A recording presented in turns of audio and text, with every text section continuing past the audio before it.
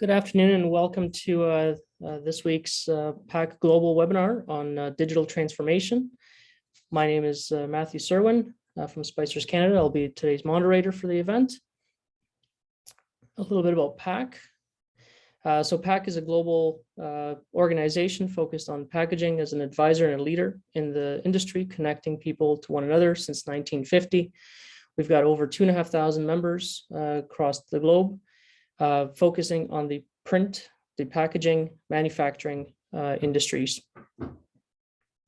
A couple of events to take note of that we will be having in the next little while. On May 4th, we will have another webinar similar to this on food justice and sustainable diets. May 11th, we'll have another webinar on the global global tumult, why packaging remains vibrant.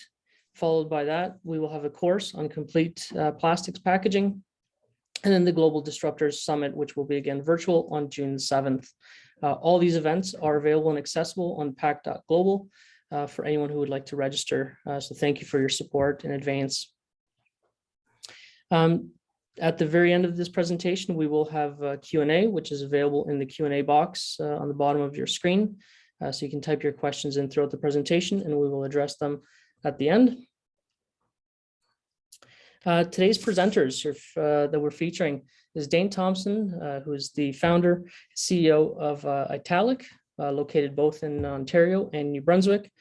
Post his Ryerson education, Dane went into the print communication field, representing many brands, many global brands within his company, transforming their print from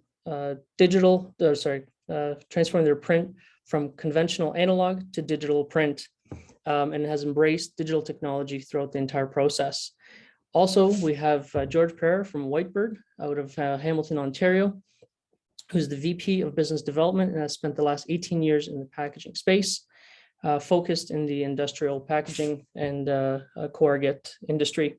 He has been a key driver in developing the print packaging portfolio at Whitebird and key transformer to their digital landscape. So welcome and thank you to both of you. Thank you. Hi, well, I'll take it from here, I guess, Matt. Thanks for having me. It's a real honor to be speaking for all of you out in the PAC community. We've been a member of PAC for a few years now. Well, with COVID, probably 3.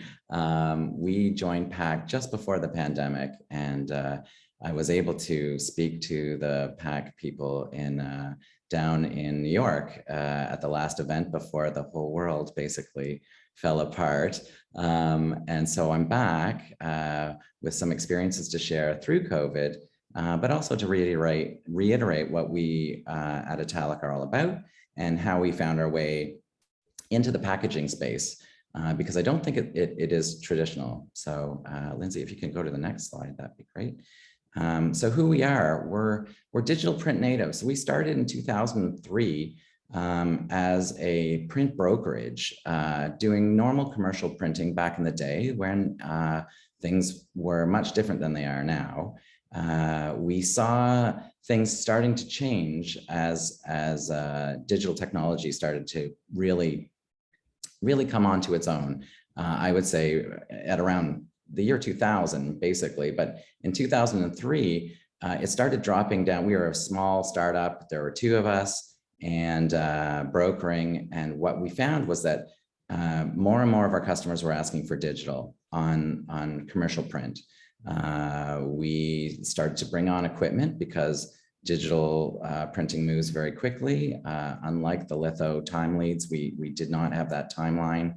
So we really did build a print company at that time using digital technologies. We started with large format.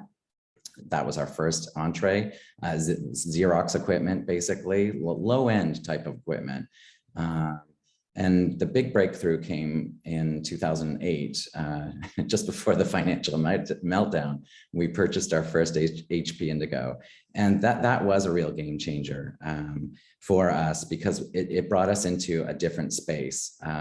Gone were the short run type of, what would you call it, medium grade type print offering to a really high end print offering that included some packaging.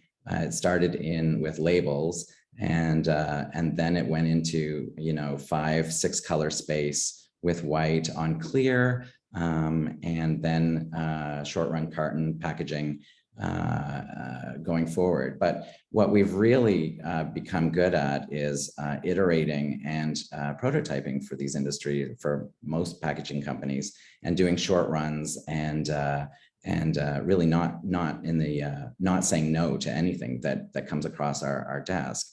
So we've become an extension of many of our clients' studios and provide creative solutions for their brands. We have large international brands. We're located in downtown Toronto, so we were very close to a lot of agency type clients that just kept pushing us forward.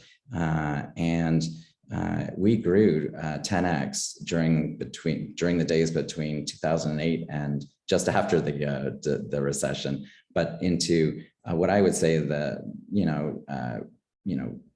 around the mid teens of the 2000s. So that got us on a steady footing, doing work with large brands such as Nordstrom, Sony, McDonald's, and developing new ways for them to communicate. So we made it a business plan of ours right at the beginning, never to bring on an analog process internally. Now, of course, when we scale up. Sometimes we pop out of the digital realm, and then we're into our old brokering roots, and we're usually engaging a trade printer at that time to go litho. But what we found with the digital technology, and as it's come along and as we're color managed, is that we print digital with the idea of, we can scale to litho at any time and the colors will match. And if we are in a unique color space which requires PMSs, we'll run those digitally on our Indigo. So with this idea, we've been able to create really unique and award-winning experiences for our clients and our brands. And next slide, Lindsay, if you can. So this is what we would consider packaging, the image on your left, where we're taking an idea on how to create a unique experience and make digital printing a keepsake, basically, something that's going to have longevity, something that people will be proud to have. And how we do this is, we'll digitally print the booklet that goes in, and we'll, design an environment around it on the fly, usually, because we don't have much lead time on most of our projects. Some of our projects we do, and we can get really thoughtful on how to execute, but people want really high-end things quickly these days, and we're able to fill that niche. So the label on the bottle would be ours. The box in the background would be ours, and the booklet that went through it would be digitally printed on the Indigo. The construction of these pieces would be limited in scope, but we get into that $100, $200 a unit piece realm at this point, and we really do elevate the offering for them at this part. So we're collaborating, we're bouncing ideas off of each other during the collaboration stage with our clients.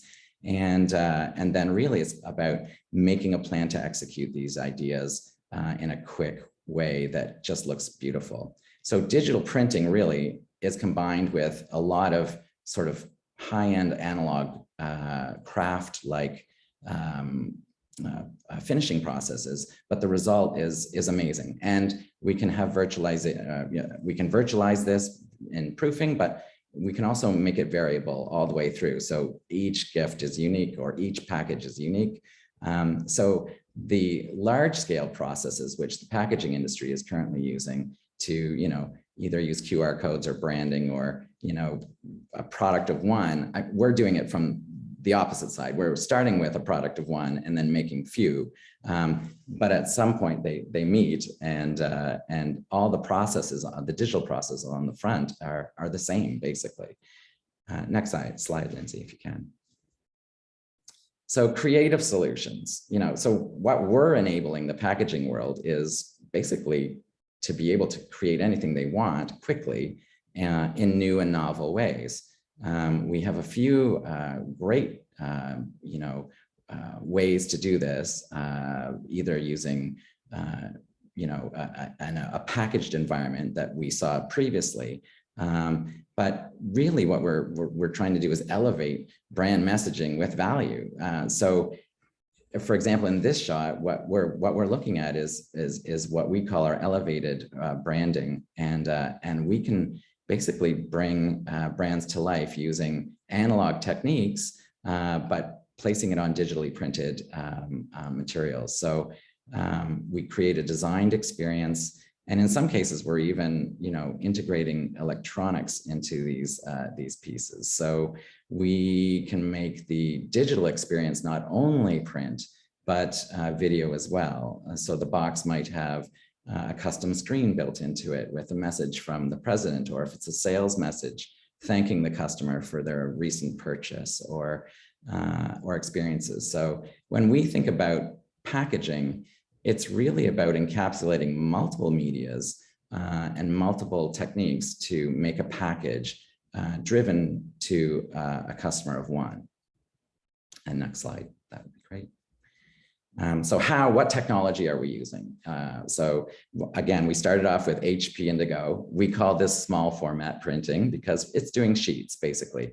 We're using that to either create booklets, cards, transparent elements on transparent films, labels, and then we go to a Swiss Q large format press loaded with special inks, varnishes, UV varnish, white, and whatnot, to then create outer wraps for our boxes. If we're printing on leathers or faux leathers or anything really. We do a lot of acrylic printing where the package could be acrylic. And then we go to our Elevate system where we can do high relief die struck elements that really make the brand pop. And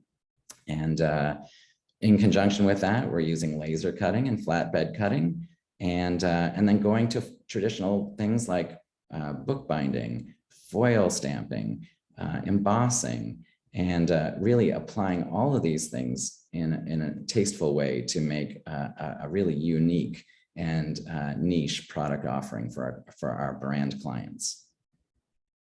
Okay, next slide, please. What are the tools we use? So as we got through in the HP world, we've been using a number of tools to bring it all together. So we rely on a high level of automation, and through the pandemic, we've really increased that amount of automation that we're able to provide to our client. So in conjunction with Shopify as a front-end storefront, where we're making business-to-business portals where people can not only see a list of packaging products, but they can also customize them on the fly.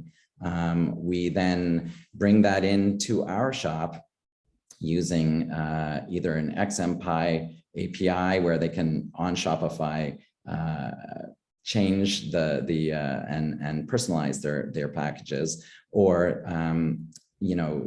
or they're static products that they order and bring into our shop. But basically from there, it's going, the files will be going into ESCO automation engine, which gives us a lot of ability to virtualize and proof if required. But, and if not, it just goes straight through the automation engine out to press.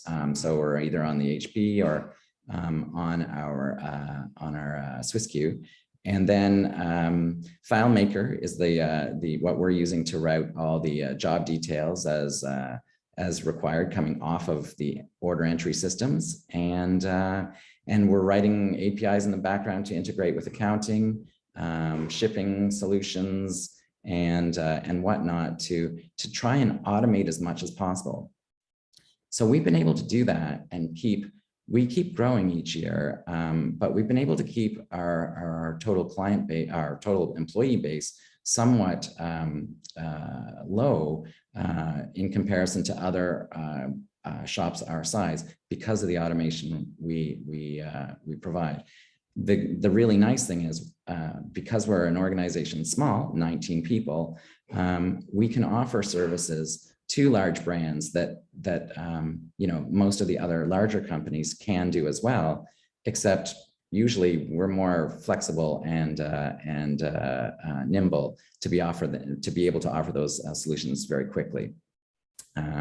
So as we go down the road, we see products like HP SiteFlow enabling us to really start to connect to more digital types of offering that and connect directly to brand ordering and inside operations from their side, basically. So that's how we do it. And then next slide, Lindsay, if you can. So how is this transforming packaging today? Well, really, our ability to prototype quickly has been a game changer. And we've been doing that for years now. But it's been amazing because that experience for our client is so key. We have now clients who really just, you know, we enjoy sitting down with them and coming up with new ideas on how to, you know, exploit the value of their brands and how to present it differently in the marketplace. And these are great meetings for us because we get to then tailor our specific, you know, offering to meet their requirements, and they get to come up with new and wonderful packages and communication vehicles, you know, for their brand that they really couldn't even think about. And we're doing this through digital proofing, a lot through ESCO with 3D proof and, you know, virtual reality where we're putting the product in situ, either on the shelf or in the room, using augmented reality. And then with the idea of, you know, running digital workflows up front, we're able to show them that customization on the fly digitally before it even prints, or before we even start to, you know, source materials and get a yay or a nay from the decision makers, whether we're going to go forward or not. So when we do get to that stage, the whole concept of quantity one, you know, what we're producing is a prototype, but really it is the final product. So we're able to really get down into that final space and provide them exactly what they're going to see, and then put that in front of them. And the quantity of one or none means sometimes we're not even producing a package, but we're starting to see some of our brand partners wanting to, you know, us to produce packaging for the virtual space. And packaging for the metaverse has been coming up in some of our meetings now. So the future for us really is transforming from, if you look at it, from litho all the way to, you know, digital output using best of class technology on the HP side. But we're going to be outfitting stores with some packaging that, you know, sits in their, you know, physical store, but will also be sitting in their virtual store. And what we really need to focus on as we go forward is our ability to, you know, link those two worlds together, the physical and the metaverse, so that when we do a product update that goes into the store later that day, it's also, or when we press the go button, approve button, it shows up into the metaverse the same way with all the same custom changes, viewing the same way in their virtual store. And this is where what we see as the most important part is to keep developing our digital networks so that we can handle these new ideas of what a package is. Because if you're buying toothpaste at the grocery store, or by putting on your virtual reality headset and going to your grocery store, you want those two packages to look very similar or the same, basically.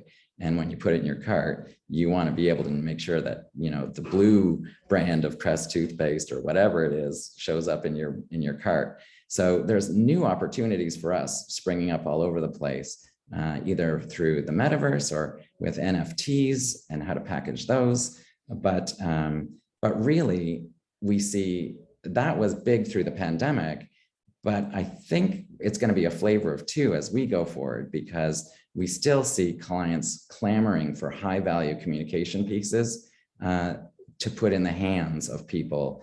And that going forward for us will still be of tremendous value. So how we, in a nutshell, we are going to continue going through and scaling up our packaging operations physically, but I really think we're going to need to work very arduously on making sure we can do both meta and physical packaging going forward. And that's where we're transforming in the space right now. So I'd be happy to entertain questions after the next presentation.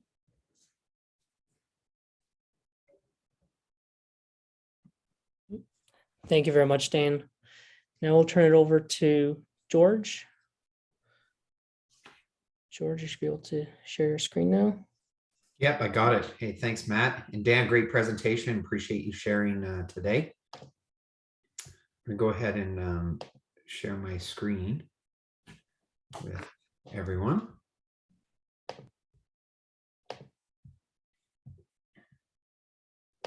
So thanks for having me. I work for a company called Whitebird. We're located out of Hamilton, Ontario. And I'll give you a little brief background on our company as we go along here. But today I was asked just to share our basically our journey of digital and how we've made the technology leap with our business.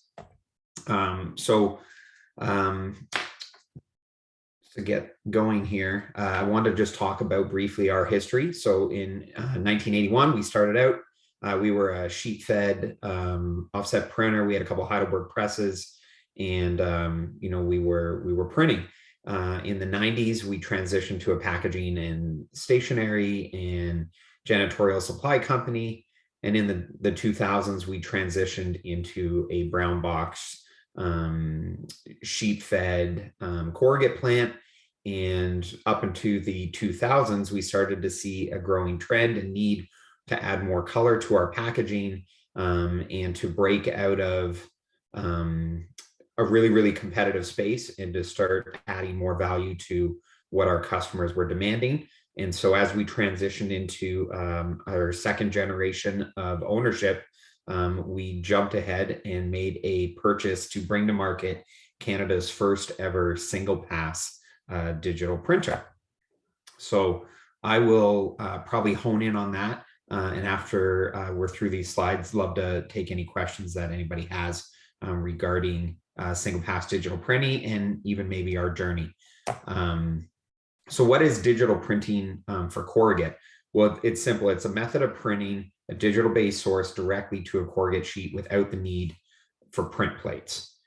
And in doing so, we're able to put a lot of color and a lot of beautiful images on packages that will interrupt the customer at the aisles, will delight them at the doorstep, and really at the end of the day, deliver that ultimate unboxing and brand experience that a lot of people are looking for today. How do we do it? Well, we simply take digital files and we rip them through our software. We're currently using a EFI Fiery software, and we build those files, we rip them through the software, and then we print them directly onto the substrate. So I'll show you a quick little video, about 12 seconds of what that looks like for us here. Here you go.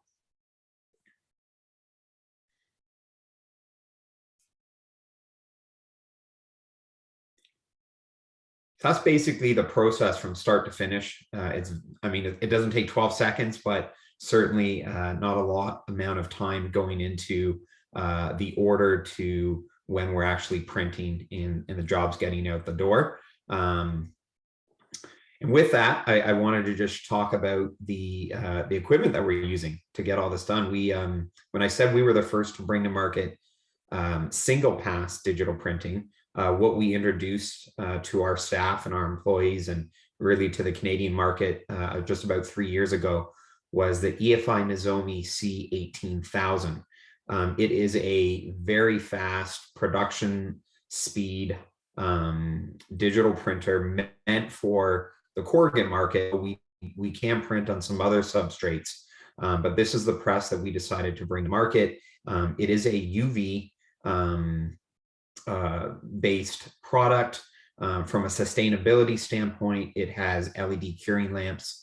It uses inks that are OCC certified for recyclability. So anything we're running off of this press, can really just go back into the recycling centers and get converted for back into OCC and used to produce more boxes again. Before people started talking about digital, there was this growing trend that digital would never be able to compete with litho. And that was the case until single pass digital printing came to market. The biggest amount of, I guess, conversion that we're seeing right now with our press is against people that are using litho opportunities. So I want to just take a quick moment and show you what a typical litho order looks like from a corrugate perspective versus a single pass digital print order.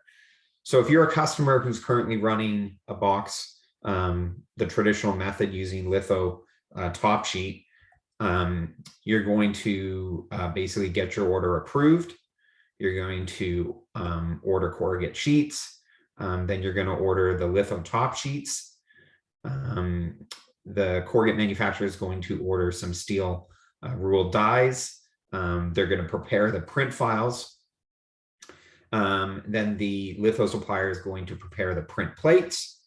Then they're going to print those paper sheets. And then they're going to have to laminate those sheets to the actual board that was ordered. Then it goes over to die cutting. Then we glue it. And then it goes for unitizing and then shipping. And then voila, the customer has their product. And that's typically been, if you wanted something small, custom, and pretty in the marketplace, this is pretty much the method in which you would do so, going back as far as I can recall. But with single pass digital printing, one of the key benefits that we've seen is really speed to market. And with single pass digital printing, you don't need paper sheets anymore. You don't need print plates anymore. And you don't need the process to laminate those sheets to the board. So what we're able to do now is shorten that loop dramatically from when we get the approval for the order and when the customer gets the product.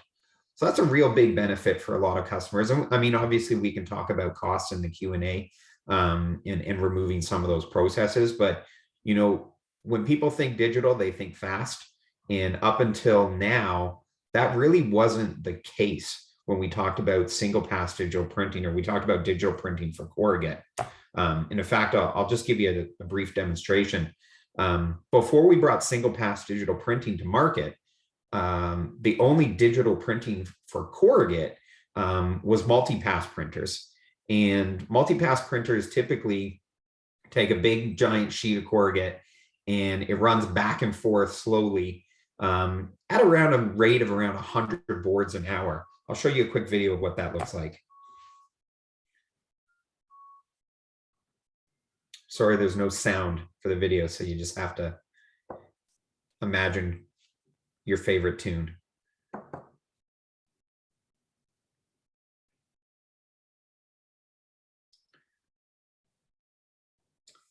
So that's more or less it. So multi-pass was really the go-to market for digital printing on large format pieces like corrugate. But there was some limitations because you could only do about 100 boards an hour. And therefore, anytime you needed to do any real club store packaging or large runs of mailers or displays or retail ready packaging, you really couldn't compete with litho because the process was way too small, or sorry, way too slow. But with single pass printing, we're now able to take a 71-inch by 118-inch sheet, and we can run 3,000 boards an hour. Or in some cases, we can actually run dual lane. So where we're not taking a big wide sheet like what you're about to see in this video, but we could take, say, two 30-inch sheets and run them side by side. And we can get up to 10,000 sheets an hour off of this press. And, you know, when we start pushing those kind of speeds, the gap between, you know, is litho a good choice or is digital a good choice from a cost perspective, that gap really closes dramatically. So here's what single pass digital printing looks like now compared to multi-pass.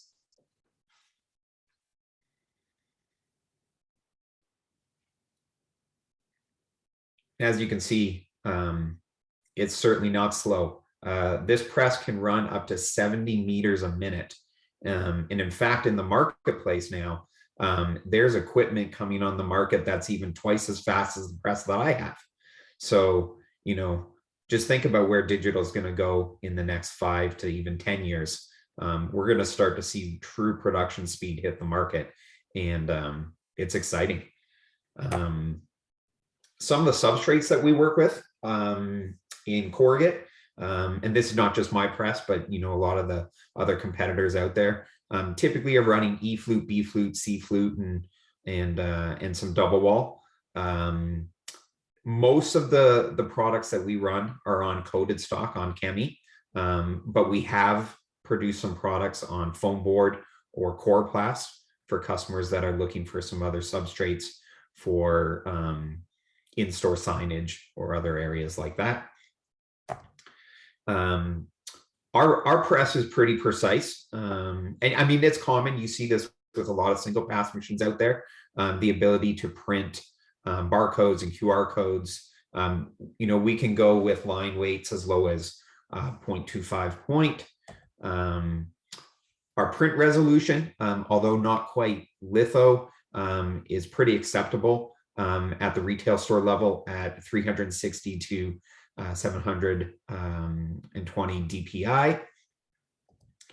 We're able to print smooth gradients, so our products look beautiful.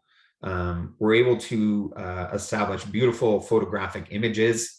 A lot of customers ask us about skin tones because they want to print photos of people. Who doesn't like babies? So we produce this this image here for you to take a look at what our skin tones look like.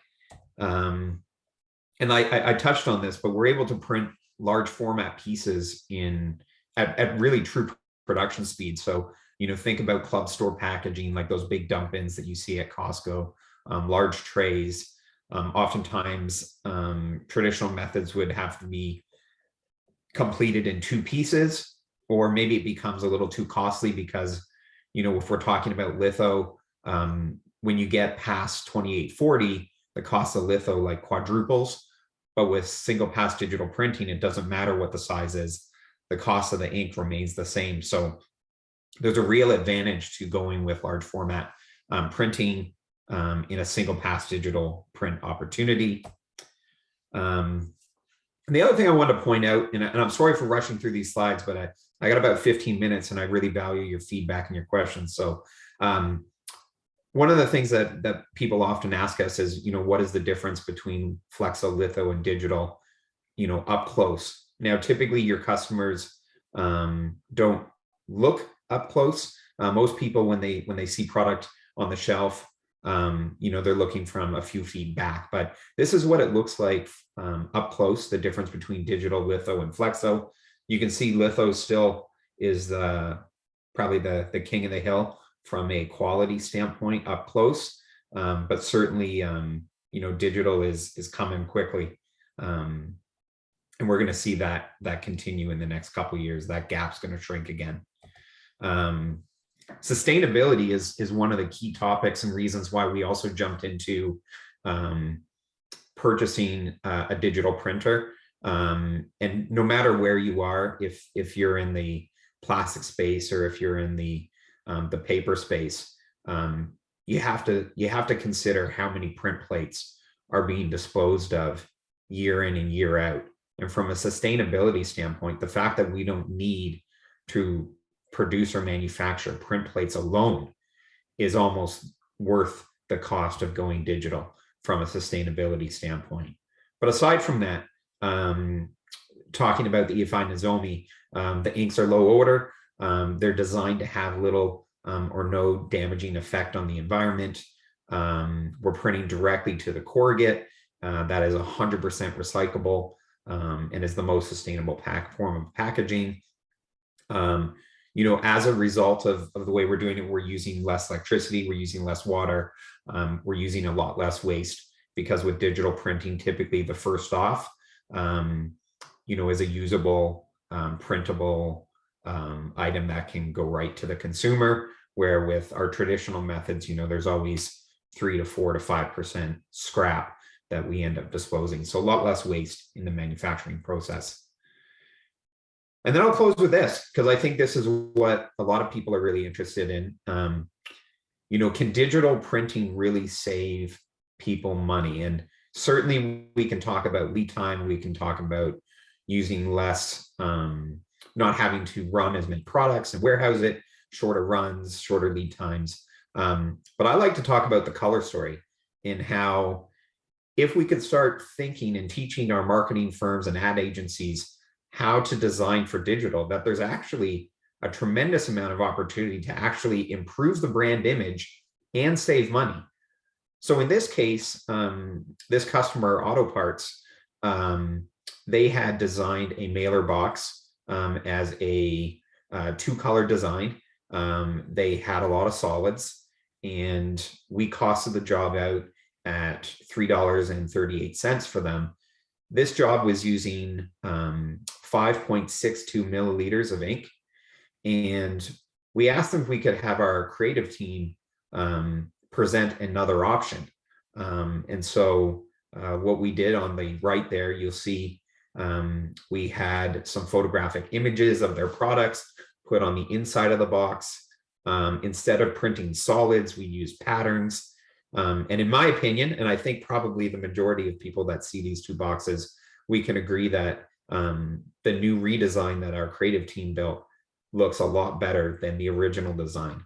But even better than a product that looks better is we were able to reduce the amount of ink consumption for the packaging from 5.62 milliliters to 2.27 milliliters, lowering the cost of the box, the finished box, from $3.38 to $2.82, giving our brand owner a better looking product that actually now saved them a tremendous amount of money. So kind of a really success story there. And I'll show you another one. We won't go into too much detail, but here's another one with a POP display. Same sort of scenario. Customer was designing the product like they would a traditional flexo or litho print job, not understanding the benefits of digital and the amount of color that you can add in. And we were able to take their product from 41.2 milliliters of ink down to 27.74, and we improved the brand image, and we actually lowered the cost of the display by, my math is correct here, just about 12% cost reduction for them. So tremendous savings with digital. A lot of opportunities for those that are looking to get into the digital space and to see, what it can do for their brand and their packaging. We just started on the journey. We're about 3 years in.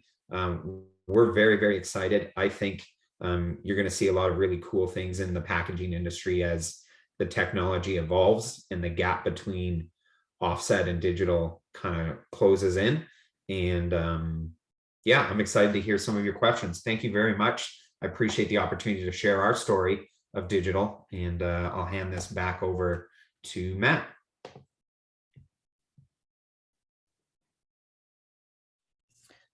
Thank you very much, George, for educating us on both the technology that you guys have implemented over the last several years and really the differentiators of it. And thank you, Dan, as well. A couple questions for you guys. So Dan, for the first one, what is your key driver to start connecting digitally with your clients through API developments? You're on mute. The word of 2021. Thanks. Yeah, I forgot. I was trying to be polite there and not make noises in other people's presentations. I think really it's been really driven by our clients asking us how to connect. We'll end up being part of a marketing group or a special projects group within an organization, and then it usually the conversation leads over to, well, we have all these we have all the SKU work that we need done as well. Can you help us? And that's when we typically say yes, absolutely, for sure. So we find that finding those opportunities are usually driven out of marketing or out of a special projects group that then see the value of what we bring, because we'll start that conversation with the marketing group too. And then they usually connect us with a separate entity within their corporation or brand, structure. So that's how we typically find those connections. And then it's weeks, sometimes days, but most likely weeks of, developing specs and making sure what we are doing is what they want. The integration is all over the place, depending on the complexity of it, basically. Thank you. George, question for you. As a pioneer in the digital corrugate space, what was your biggest learning curve in the transformation from analog to digital? Yeah, we had actually quite a few challenges.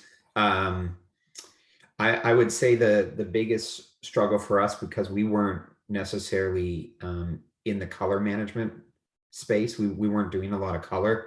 Our biggest struggle was putting the right processes in place with people who understood color and how to translate that onto the substrates we were printing. And that was probably the biggest challenge. I mean, if I had to do it all over again, we took people that were in our production traditional flexo environment, and we bought the Nozomi. It was like a lottery. We're like, yeah, you won. You get to now run the Nozomi. I'd probably hire in someone right out of the gate that had a lot of experience in color management and production in that space. But it's a learning curve. So you're asking, how did we learn? Well, we learned the hard way. I don't recommend everyone learns the hard way, but we did, and I think that's really key to being successful if you're going to get into digital printing, is having a good understanding and feel for color management. Yeah. Okay. This would be a question for both of you. We'll start with Dane. Can your customers tell the difference between the prototype and the final product produced? I'm assuming from a quality perspective. Most times, yes, because our prototype is unfinished. Like, there's something unfinished about it, like the messaging's not the final, or the materials might not be final because they keep iterating and changing their minds. So, but once we get it nailed down to the very end, no. So the final prototype is really the proof. And actually, we just had a meeting this morning where we have a client that is presenting to the CEO our prototype, but they said, look, unless they change anything, we're going straight to press, and we want it to look like this. So what we're giving our clients are pretty much finished goods. Yeah. George? Yeah, Matt, I'd echo that. In the corrugate space, well, I'll just say this: if you were doing things traditionally like the litho method, you're not going to get an offset sample. Your supplier is going to go and print it off an Epson printer and hand that to you. And so Yeah. in that space, you're definitely not getting what you're going to receive on the back end. But with digital, we actually run our samples off our Nozomi. So you're getting a production sample every single time. So whatever I produce as a sample is going to look exactly like the product that you will receive once we go to market. So with digital printing, that is an advantage. So I echo what Dan has already said. And totally, George. And I think we're both coming at it from a sales perspective too. And sometimes when you're presenting, best, better, better, best options, it's a real advantage to actually physically prototype and iterate even before you present the pricing. So, and we're able to do that and put something in their hands. And you might have a purchasing agent saying, oh my goodness, no, Dan, no, we cannot do that. That is way too expensive. And then, because we've made a prototype and sent it along to, the decision makers, they'll always, say, we want that. And then it takes you out of that price arena as well, if you can put in that really finished sample even before the project begins. And we've done that a lot. That's awesome. That's a really great point. Yeah. Question for George: can a single pass printer print on plastic film such as PET, foil, PE laminates? Not mine. There might be some out. I guarantee somebody's making one right now to capture that market. Our printer really works with just really rigid materials, like the ones I already highlighted in my slides. Corrugate, chloroplast foam board. Yeah. I know there is a technology in development by Mr. Benny Landa, who actually developed the HP Indigo for HP back in the day with the new Landa press. Not sure where that technology is though at the moment.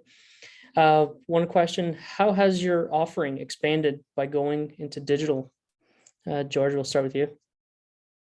Sure. Our offerings expanded because, really over COVID, I touched on this in my presentation, but the demand for customers to pivot their businesses from the shelf to the doorstep really sped up. And I think anybody that's in the space would have seen the trends with e-commerce packaging and the growth in shipping. And as that started, there was a massive uptick in, I would say, competing for identity at the doorstep. Nobody wanted their box to show up at the doorstep and it not looking good. It had to look just as good as what they had saw. We talked about the metaverse, Dan, talking about making sure that when they see that product visually online and it shows up at the doorstep, it has to look exactly like how they saw it. And so we saw a huge uptick in demand for color, and making sure we were able to hit those and help those brands transition their business, because they couldn't sell off the shelf anymore. All the stores were closed. Brick and mortar was shut down. They had to go directly to consumer. And so as they pivoted and did that, they were looking for people that could help them deliver that same experience. And our ability to do that with our digital printer was a huge advantage over the last 2 years. And we've definitely reaped the reward of that. Yeah, and color management is the key there. I know, we have a fairly sophisticated way of color managing over devices and on screen, but to be able, and it is like metaverse, really, instead of putting on a pair of goggles, we've all been doing it for 2 years because here we are talking to each other in the metaverse. It might not be, through 3D goggles right now, but it's certainly virtual. And we are really virtualizing everything we do in our world these days. So to have consistency in color, I would honestly suggest everyone, color manage as many processes as they can to reap that benefit for your clients, so that what you do give them finally, if they ever receive a physical sample, looks like what they've imagined they've seen. So yeah. Thank you. Next question. When reducing the amount of ink for corrugate jobs, does it look like less ink, and are the colors as vibrant? So George. Let me take that. So, well, as you saw in my presentation, you know, less isn't always more and more isn't always less. It depends really on how the art is laid out and the package that you're designing. But I think as marketing companies and people in the graphics space start to really understand what they can do with digital printing, we're going to start to see some really cool stuff. I think the question also had a little bit to do with costs. In digital, it's all about the ink cost. Like the biggest component to our end cost is really the ink versus the actual substrate. So, you know, being able to creatively design something so it looks amazing and it's vibrant, but doesn't use a lot of inks. And I'll give you an example. If we were to print the PAC Global logo that I'm looking at in Lindsay's box, I don't know if everybody can see that, if that's visual, but it's a solid blue box. But let's just say it's a solid blue background.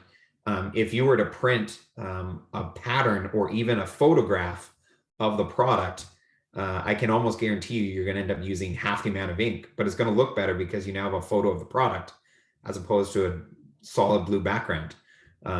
So, you know, digital printing gives us that ability to do so. If you had to do that with litho, you'd have to make a lot of plates to add all those colors to get there, and that's going to be really costly. So I don't know if that's a question. And I think the question goes to, are you reducing the number of passes, which, or the number of, in my world, it would be passes.